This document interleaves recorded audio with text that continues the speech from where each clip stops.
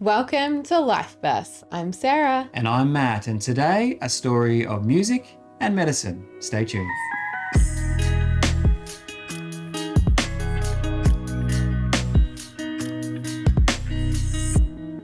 Yes, welcome to Life Bus, and today we have Paul Mitchell joining us. Thank you for coming in and sharing your story with us today. Thank you very much for having me. It is good to have you with us. Now, as we do with all our guests, Paul, take us right back to the beginning. Where did life start out for you? Well, my parents met and... Yes, yeah. It has How been far done back before. are we talking? Okay. Well, I was born in North Adelaide and spent most of my life really in Adelaide. So I grew up in the southern Adelaide Hills. My dad was a GP, and so I'm one of five brothers. Five brothers. Okay, no sisters? No sisters, All brothers. just brothers. That would have been fun for your mum. Well, it was actually not so bad because she could always get into the toilet whenever she wanted. Boom, that's good. We would go through a lot of food, as you can imagine. Yeah. So, yeah, I've got triplet brothers, in fact. So, Yeah, okay. So what's it like having triplet brothers? Well, I don't know how to answer that because I've never had anything but triplet brothers. So it's hard to know. I think my awareness of it is that I hear your poor mother a lot when it's brought up. And I guess it probably was. We're only 3.5 years between all five of us. Okay. So it was probably a busy time and you're not much help to your mum when you're 3.5. And how much younger or older are they than you? Well, I was 3.5. You were 3.5. My brother Mark was 2 and then triplets. So, yeah, that was it. So you weren't quite there ready to help out with the... Well, I thought I was helping out, but maybe I wasn't. Yes. Probably not helping. No, it was a great upbringing, very happy, very... we had lots of friends over, of course, and it became a bit of a hub. So I do remember when we left home that Mum donated a lot of her cooking equipment to a campsite Okay. because of the size of things that just weren't usable for anyone else. Wow. Everything in bulk. Yeah, never Yeah. bothered icing cakes. They would just get eaten Right. before they were out of the tin. So you had, you said North Adelaide you were born, but at some point you moved to the hills. Well, just south of Adelaide. Yeah, Yeah, so okay. yeah, just at Bellevue Heights. So, very, very picturesque, middle class kind of upbringing. And with five brothers, did a lot of adventures come with that as well as eating? Oh, yes, yeah, lots of adventures, lots of bike riding with the kids down the road, and we'd find these treasures at the dump. We'd bring back these things we couldn't believe people had thrown away. And my mother couldn't believe that we brought back more stuff than we were taking to the dump. That was upsetting. We'd design and build these crazy bikes, lots of accidents with them. We found illegible stuff that we probably should have been playing around with.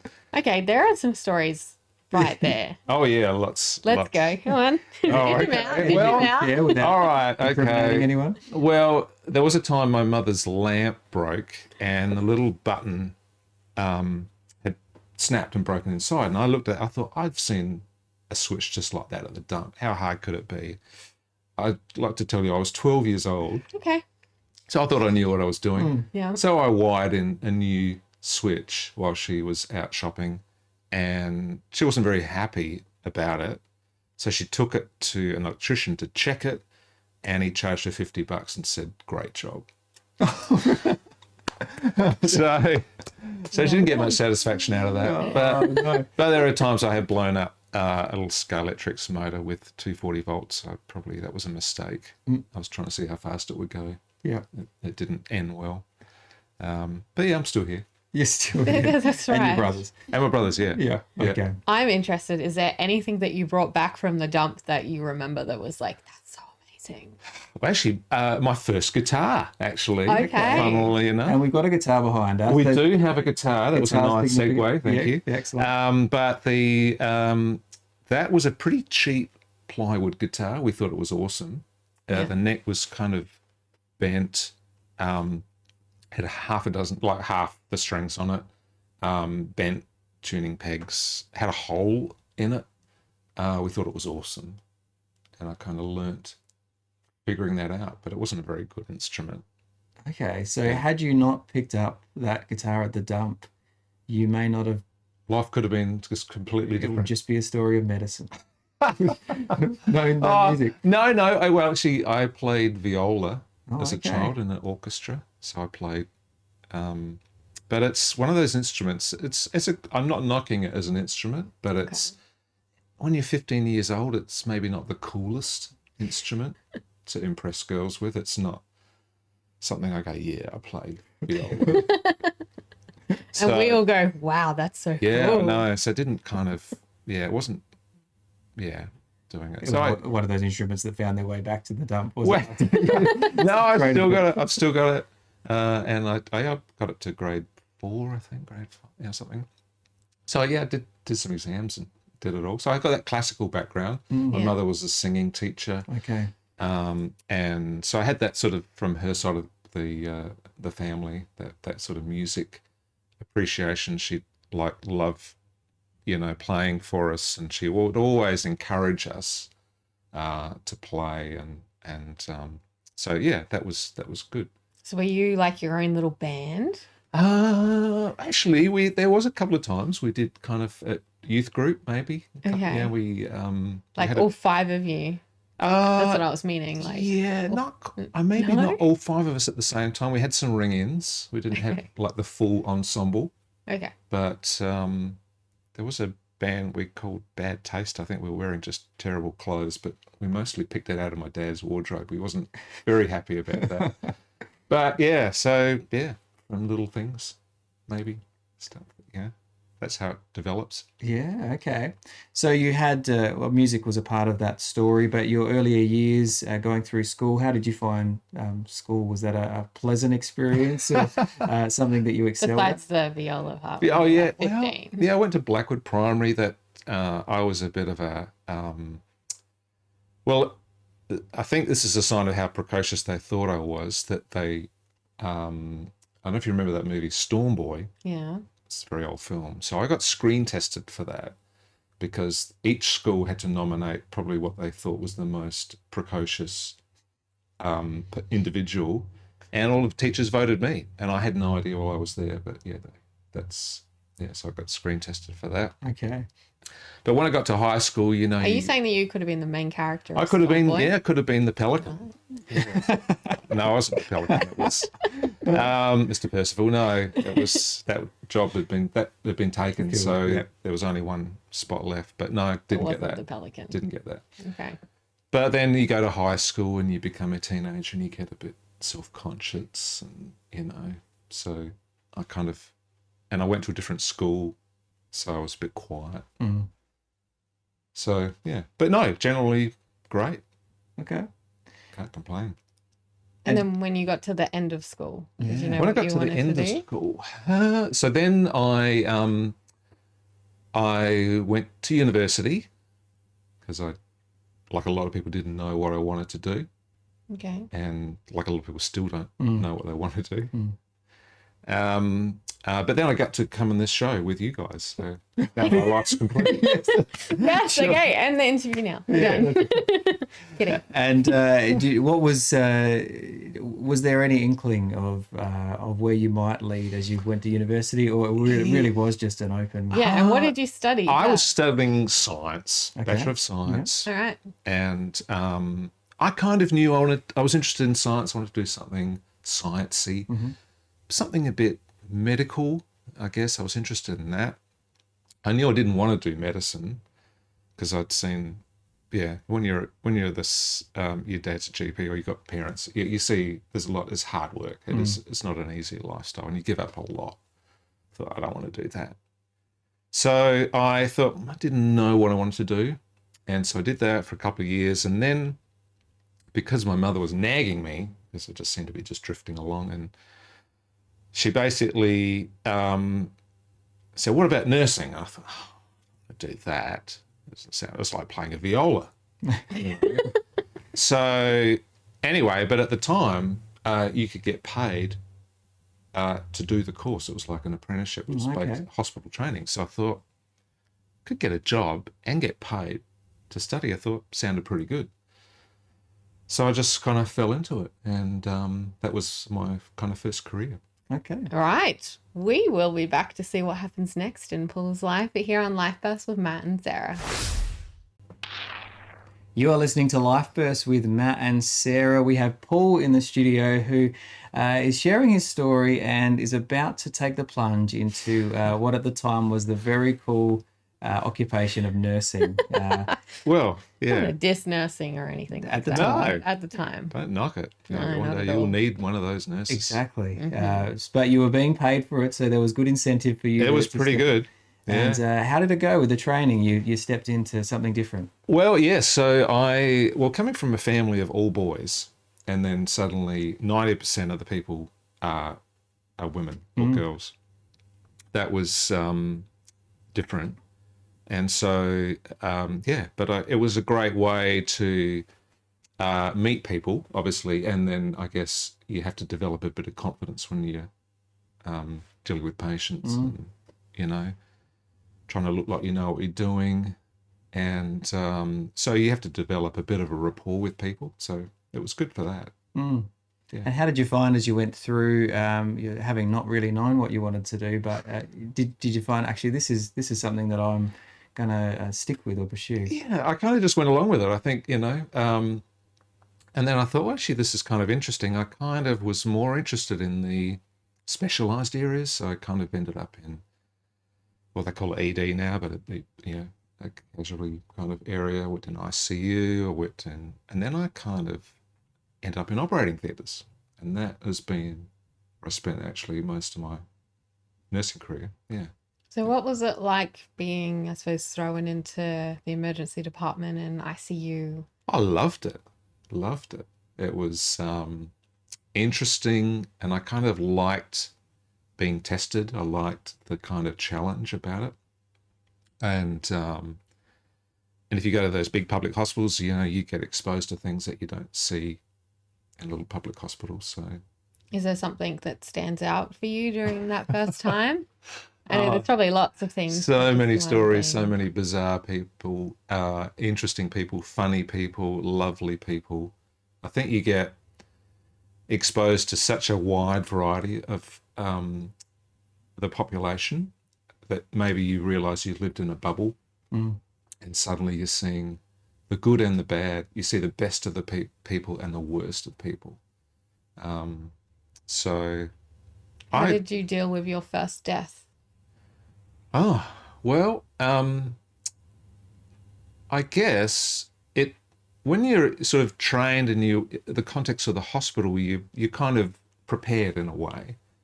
It's I'm pleased to say I didn't have too much of that, but yeah, it's you realise it's part of life and it's a natural part of the whole cycle that we're in, and so. It's always, I think, if you approach it in the right way and you can be compassionate and realise that you've done everything you can, but sometimes there is an end to all things. And so I guess it makes you reflect on your own mortality. But of course, when you're in your 20s, you never think about that. No, yes, that is true. I know in my 20s, I do think about that. But Yeah. maybe earlier, different situation. Yeah.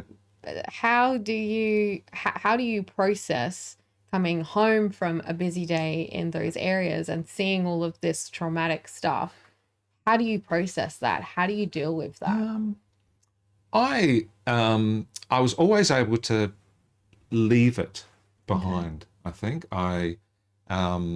it would be intense, and you had a great group of people working with, and you could always sort of help each other out and debrief, and there'd always be some incredibly intense times, but also some hilarious times. I mean, if you've got a great group of people, it's a great place to work.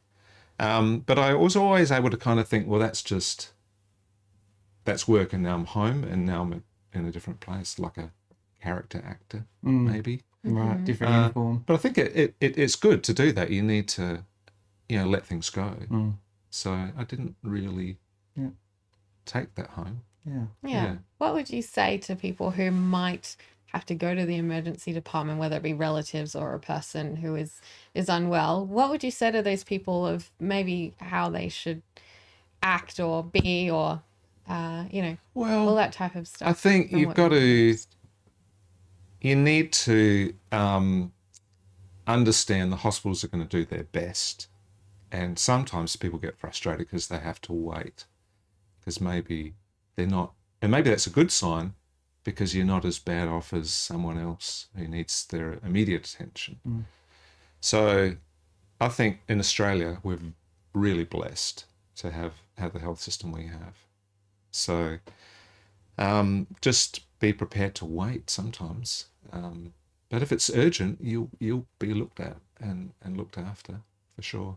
But yeah, be nice to the people. They're doing their best for you, and they'll get to you. Yeah. Yes. So did any of these experiences lead on to working overseas or in different places? What did that look They like? did actually. So I worked at Royal Adelaide Hospital, then I went to Flinders Medical Centre, and then I went back to Royal Adelaide Hospital, worked in all the trauma theatres and loved it. At the same time, for some reason, I obviously wasn't getting enough adrenaline, and I decided to join the CFS. Okay. And I joined the CFS for 10 years. So at the same time I'm riding around on trucks, I was clearly, out of my mind. But I loved it. I loved the whole learning of new skills. And at that time, the station that I was attached to, which was Iron Bank, there were no girls. There are a number of girls now, but it was very blokey. So I used to joke it was my kind of, therapy for work environment. But no, it was just so different. And but I love meeting new people and interacting with different groups of people. So it was very different, very blokey at the CFS. Yeah. But For those who don't know, the CFS is the country fire Country service. Fire So you're Service. a firefighter as well as that's a lot of adrenaline. Like that's you're working in a hospital, everything's high, and then you're just like, I'm just gonna go and join the volunteer country fire service and put myself in an even higher adrenaline state. yeah, had a few scary moments with that, I suppose. My first fire was funny. When they do training, I'm sure it's a lot better now. But my first fire training was basically a bonfire that you could have used marshmallows on. Like, it was nothing very scary. And then the first fire was when what was now then known as Lofty Park, but St Mark Oliphant Park, I think it's at the whole park caught on fire. And I had only been in the CFS for a couple of months. Yeah. And it's a bad sign when the the police are barricaded where you're going off and they're waving you through and none of them are going through, and you're thinking, wow, this could go wrong. But yeah, it was, we're still here. Yes. Did you ever have to experience burnover, which is where the fire goes over your Yeah, truck? well, not quite. I did get caught. We did get caught down the bottom of a track, and we had to reverse the truck out to get out of that situation. But yeah, it can go wrong, for sure. And hats off to all those people who volunteer. Give up their time. It's a great way to give back, and you learn some great skills. So I'd highly recommend it. I did it for 10 years. Now, before we go to the overseas question, because Oh, yeah. you're not there yet, but I wonder, I mean, the general public, we've been fed a lot of hospital dramas on TV out of America and Australia. How true to life is that kind of... It's all true. Yeah, it's all true. It's all right. true. Yeah, well, that's all we need to know. No, it's so we're not done. true. I cannot. I mean, Have they captured something of the camaraderie, or you've talked a little bit of that, or the different people that come in, or is it... I'd say, look, there are these documentary ones which are, based on the NHS or, the hospitals in Sydney, Westmead, or wherever they're actually real to life. Right. Okay. The sort of drama that you see on TV from the United States, no. Okay. No, they would be in therapy in no time. In fact, actually, when things go wrong, it actually goes really quiet at work. Right. Everyone just suddenly focuses in. They don't start shouting and screaming, Right. going, "Oh my God!" So it doesn't happen. They would just be a liability. So they would be moved on. So no, it's all. I just can't bear to watch it. Yeah. Okay. It drives me crazy. There we go, medical students. Don't think you're going to go into a melodrama when you go into a Well, I hospital. mean, there is some dramas, but not kind of that way. Yeah. Perceived. It's just important to clear that up. Yep. Right here, straight from the horse's mouth. Yeah, Good to know. that's right. Well, thanks. Why the long face? That's it. Yeah. We will be back with more Life Bursts with Matt and Sarah straight after this. This is Life Bursts with Matt and Sarah. We're chatting with Paul today, and it's time for the famous question. How did you meet your now wife? Well, that's a good question. I obviously did. I had noticed her at a dance. We were part of two different youth groups. She was at Coromandel Valley, and I was at Blackwood. And because they were kind of big youth groups at the time, they had their own social, like, they had all they needed, and they didn't really mix much. And I couldn't really figure out how to accidentally run into it. Aww. And I just couldn't think of anything. And I remember I was sitting at home, and it was a Saturday night, and I was 22, somewhere around there. And I thought, what am I doing home on a Saturday night? You lose it. I totally think that all the time when I'm 27. Okay. So I thought, I'm going to ring her up. I had to look her number up in the phone book, and I thought, I'm going to ring her up. And I couldn't think of anything to say.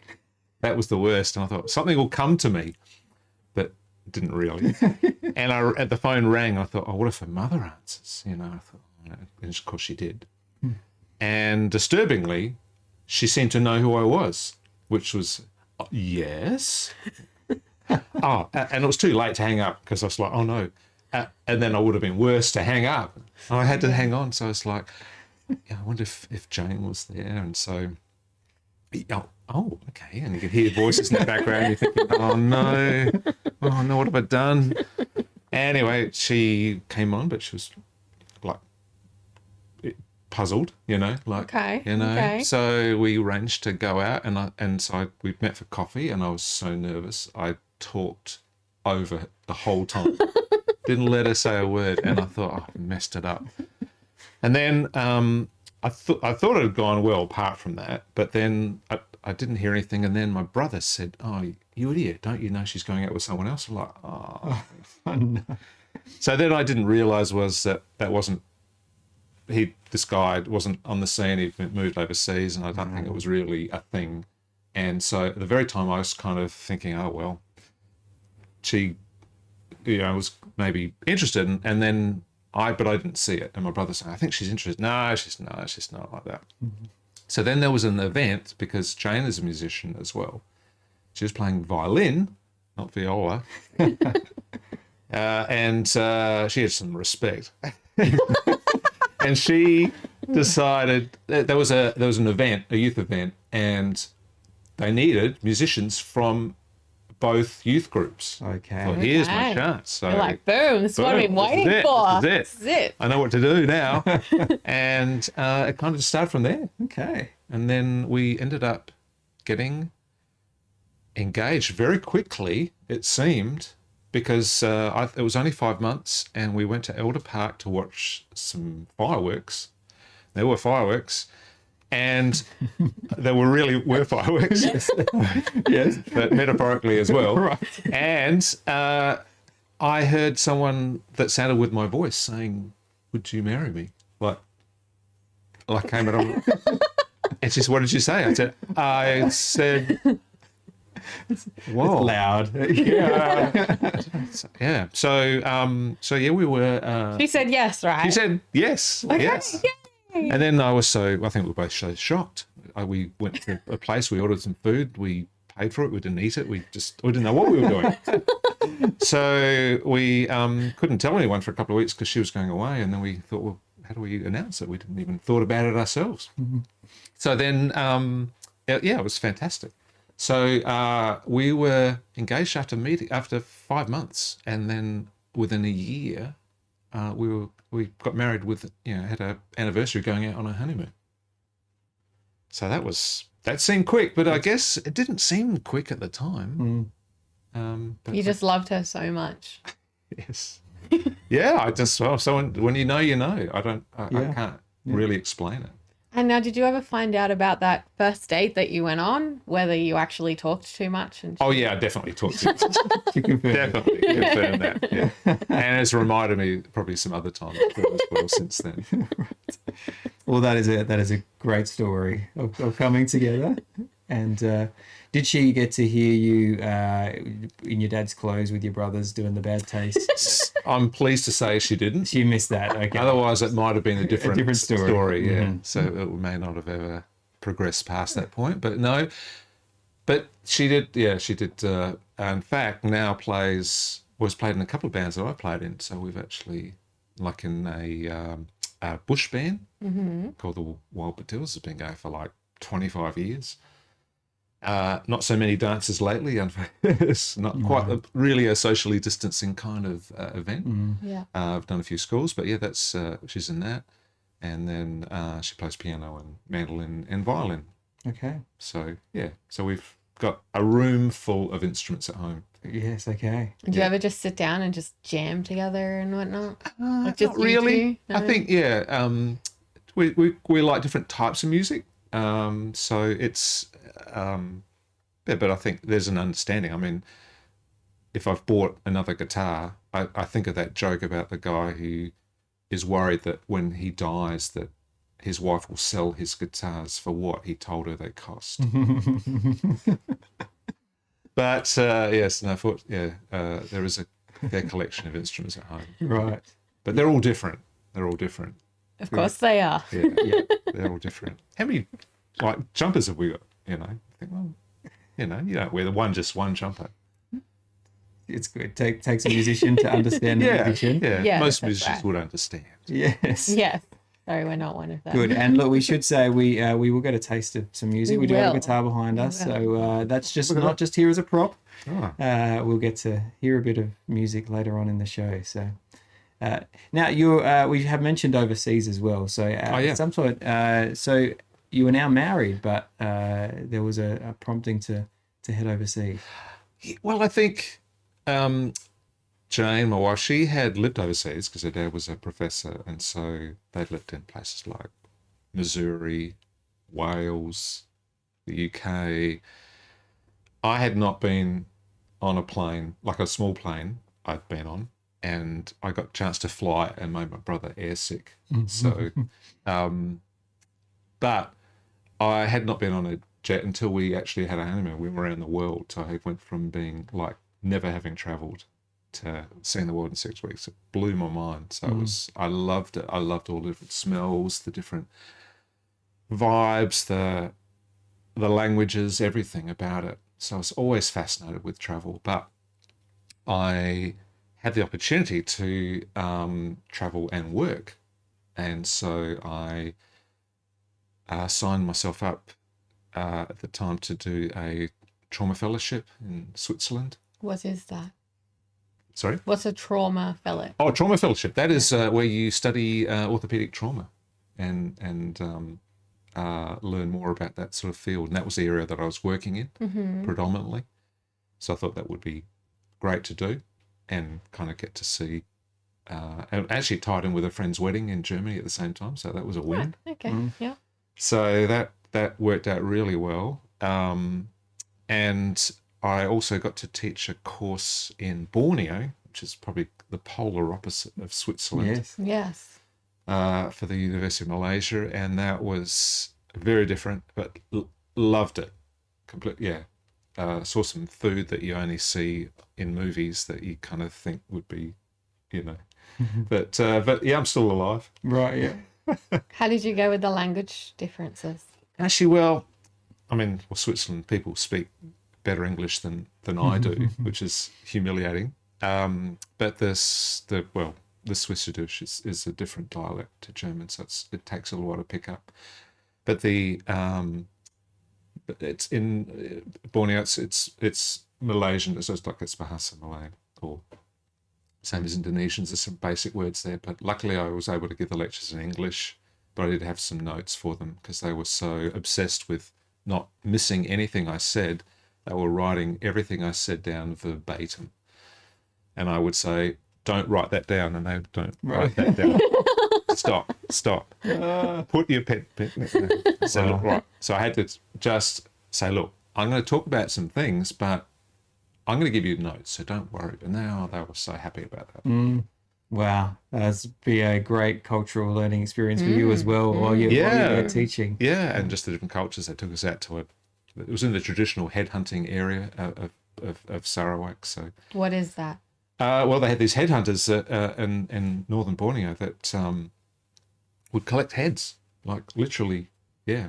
Okay. Yeah. I don't know any. Yeah, not from an HR kind of headhunting. I want to make that clear. Although some HR departments might be actually a little bit like that, but yes, it's they would finish our people and keep them as trophies. So really important for nurses in that area. Yeah, although I was in the past. Well, I think those people are beyond help. Yes, Let's go to a break. This is Life Verse. We're chatting to Paul, and we'll be back soon. This is Life Best with Matt and Sarah. We're chatting with Paul, and I'm very aware that there has to be some more hilarious stories in your life because of everything that you have done. Before we tap into the music in the last part of the show, so many. Spill the beans. Tell us all. Tell us all. So many to choose from. Well, I'll tell a story I did tell at my 50th. So this was when I was 16, maybe 17 actually. I was in year 12, and we got to do an elective, and I got the chance to do scuba diving. I thought, how awesome. I've never been scuba diving, something I'd always wanted to do. And for our first sea dive, we're going to go down to Port Noarlunga, and it's the middle of winter, and so it's cold. So you want to get a good wetsuit, don't you? You want a thick one. So we had to go down and be fitted out in it was a skin diving place in the middle of Adelaide, just off Guja Street. Right, in the city. In the city. Centre of the city. And the plan was that I would go down after school with my friends. We'd try on this equipment. I'd get all the stuff. And then I would walk down 2 blocks to where my brother was having a trumpet lesson, where my mum was waiting and would take us all home together. So that was the plan. Okay.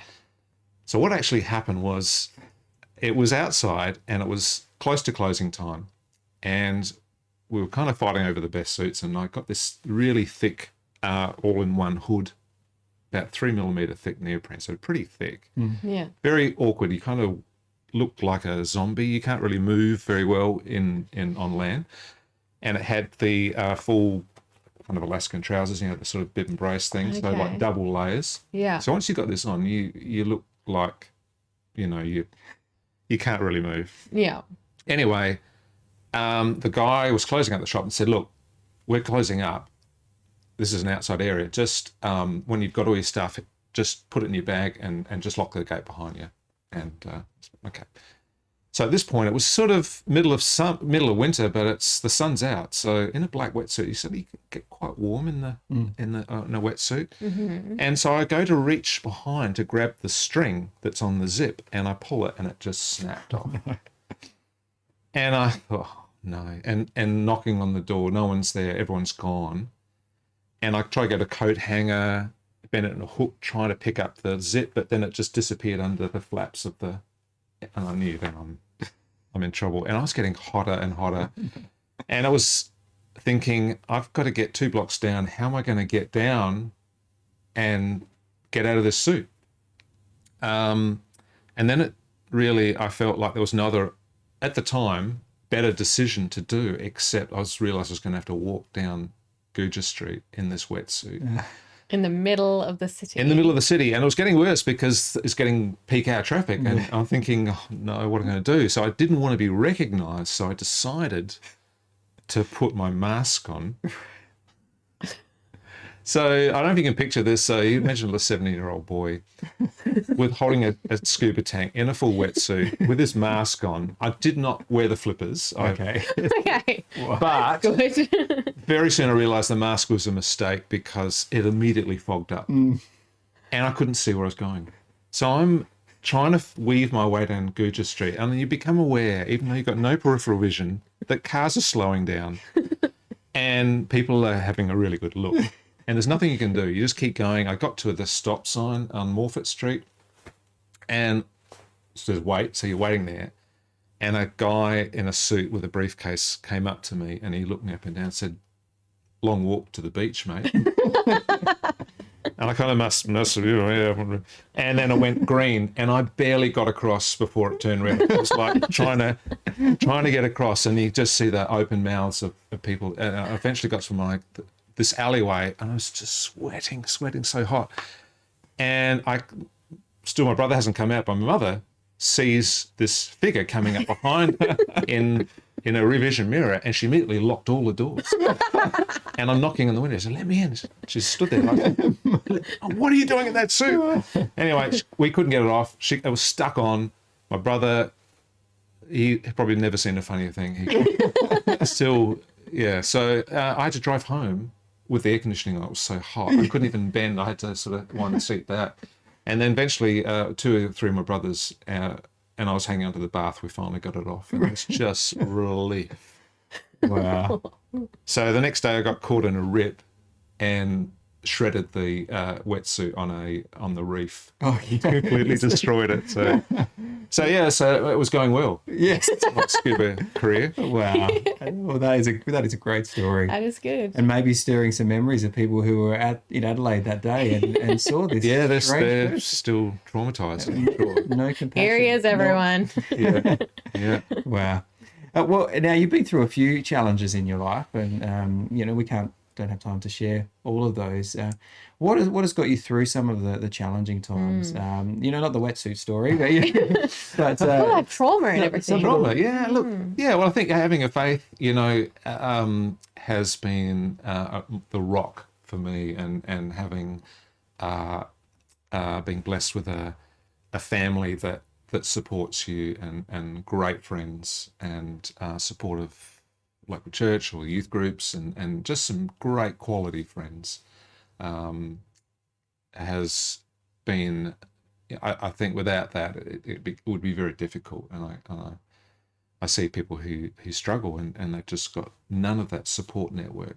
So I think, but yeah, having that faith, I think you can hold on to it. It becomes a steadying influence, even though you might choose to walk down a main street in a wetsuit. A faith in what? Faith that you've got, that there's some constant things, and that you're loved no matter what. And even though you can mess things up and not do things perfectly, you've got that confidence and that assurance. So yeah, and that just really gives you a sense of peace and happiness. No, I was asking, what do you have faith in? Oh, faith in. Because you just said faith. And Oh, that yes. could mean anything. Faith. Oh, yeah, faith. Well, faith in God.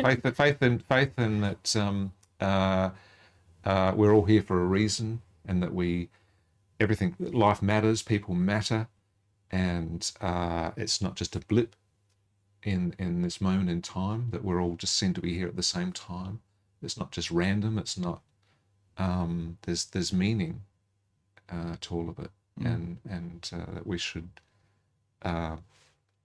give back to others, and support each other, particularly in these kind of tough times where some people have done it very hard. Yeah. And you, along the way, you've shared of your wife coming into the picture, and your family grew as well out of that at some point. Yeah, three now adult children. Not triplets? No, not triplets. Although one of my brothers did marry my sister-in-law, funnily enough, and she had twin brothers, so they were a bit worried about that. Okay. It's like playing Russian roulette with a machine gun, maybe. But no, they only had just one. Yeah. Just so, one. yeah. Right, just one. Yeah, but yours, and yours are now grown up? All grown up, yeah. No, they've all developed their careers in life, and incredibly proud of them. and very blessed to have those. So yeah, they're just great to see them finding their way in the world. Great. Yeah. Well, when we come back, we are going to hear a little bit about your music career. And we have a guitar behind us. Paul's going to pull it out and share with us a song. So don't go away. This is Life Burst with Matt and Sarah. This is Life Burst with Matt and Sarah. We're chatting with Paul, and he's been sharing a lot about his music and how passionate that he is about music. And we finally brought out the guitar, everyone. So Yes. Here it is. tell us firstly about the bands that you are in and why music is so important to you. Bands I've been in. Gosh, there's a lot. I mean, Okay. we go back to the orchestra with the viola. That was probably the first one. And then lots of like bands that have been put together on the night for something. Might have been through friends from youth group. We would have formed something for a camp or Yeah. something. And then I guess playing in church, when I started playing guitar, I really wanted to play. I was playing bass. I mostly played bass actually, and I just thought that's very cool, much cooler than viola it seemed. And but there was no amp, and so I borrowed my mother's. We had this old stereo system, and I didn't have an amp. And I thought if I wired to, because I'm clearly good at soldering, as it's earlier told, and I made a little plug that I plugged into the left channel, and I blew out the speakers because its frequencies are too big, and so they decided that probably should get an amplifier. So at least they encouraged me. But yeah, I played that, and then just got more confident. Played very quietly, you know. And people were, can't really hear you, and just learning, figuring it out. But yeah, loved it, and just learnt basically by playing by ear, by listening. I never had lessons to play guitar, so I just figured it out. I guess listening and watching people. So Yeah. And the song you're going to play today, tell us about it and how it came together. This is a song called The Other Side, and I went to a songwriting workshop. Malcolm Gordon was his name, New Zealand songwriter, and he challenged us to come up with a song there and then. Okay. And so I found this inspiration from a passage in Mark chapter 4 where Jesus calms the storm. Right. And it was a great passage as well, a great story, but also a metaphor for the storms in people's lives. And I thought this could sort of work its way into being a great song. So I just picked out some phrases, and then I had a kind of, usually I come up with the tune first and then find the words to fit it, and this was kind of the other way around. Okay. So it's a little bit unusual, but so we recorded this with our band Sevenfold, and we do a lot of original songs, and this made the cut. So luckily they liked it, and we've got two singers, Jane and Liz, who are great with harmonies, and they do a great thing. We've got the rest of the band who just add their parts to it, which made it much more than you can on by yourself. Right. Yeah. Yeah. So what's the name of the song? This song's called The Other Side, The Other and Side. it's not. It actually would have been a good B-side, Right. but that would have been a terrible pun. So I decided it wouldn't have made the A side. It was the other side. But it's about reaching across the stormy water, getting to safe ground. Yeah. Take it So away. this is it. Thanks, Other Paul. side.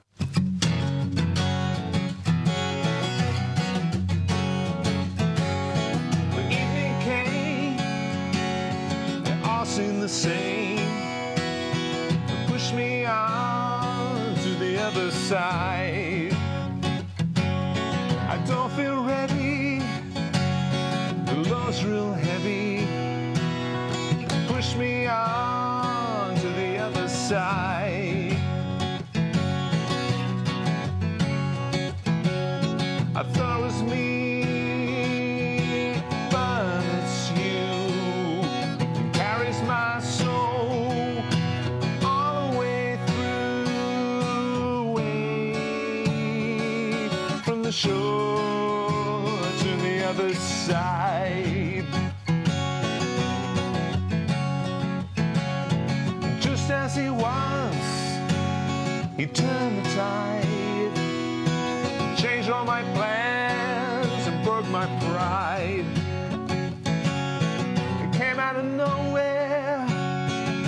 seen at the time carried me there to the other side. I thought it was me, but it's you who carries my soul all the way through, away from the shore to the other side.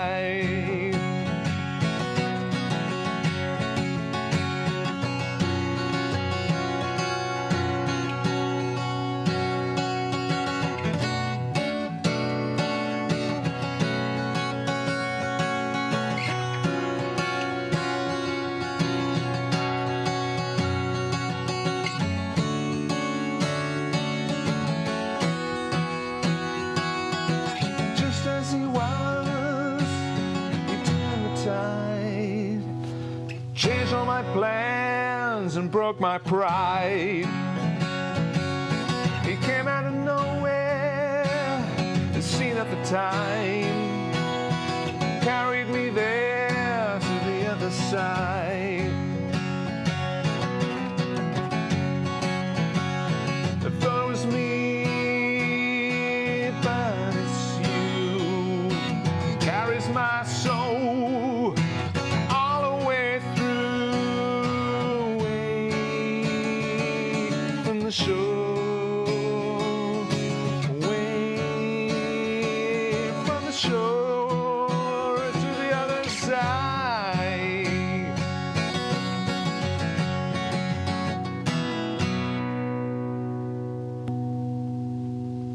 Nice. Done. Beautiful. Yeah. And a really profound song, Yeah. comforting in times of trouble, which we find ourselves in many right at the moment. So, Yeah. yeah, well, thank you for sharing that song with us. Deeply problem. personal, but really, really good for us and for our listeners as well. Thanks.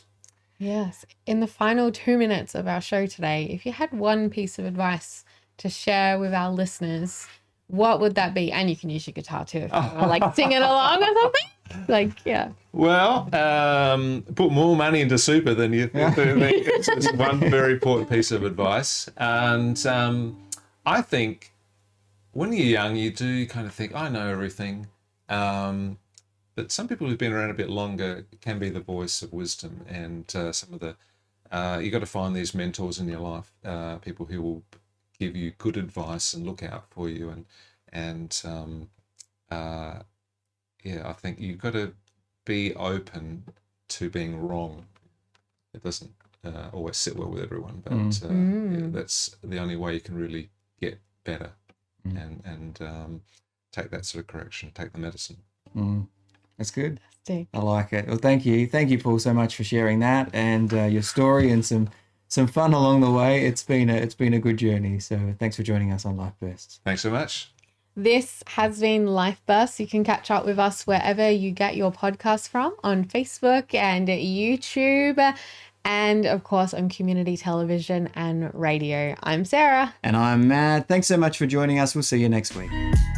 Life Bursts is hosted by Matthew Karat and Sarah Freeman, with production by Reese Jarrett and Kay Hoshraw Ozadigan. For more episodes of Life Bursts, go to rawcut.com.au. This is a RawCut production.